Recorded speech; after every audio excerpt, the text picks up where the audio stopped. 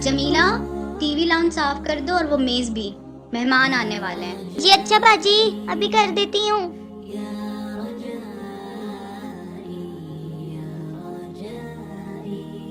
جمیلہ ہٹو آگے سے، تمہیں سنائی نہیں دیتا؟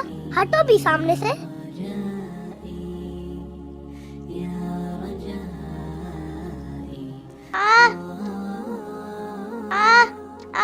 میرا سر۔ کیا ہوا جمیلہ؟ باجی میرا سر، یہ مانی بابا نے۔ مانی بڑوں کے ساتھ ایسا کرتے ہیں کیا؟ بہت بری بات ہے، یہ ملازموں کے ساتھ اچھے اخلاق سے پیش آتے ہیں۔ امی وہ جمیلہ آنٹی کارٹون نہیں دیکھنے دے رہی تھی، سامنے آ کے بیٹھ گئی۔ بیٹا میں نے ہی انہیں ٹیبل صاف کرنے کا کہا تھا، چاچو لوگ ابھی آ رہے ہیں، کسی کو تکلیف دینا بالکل بھی اچھی بات نہیں ہے۔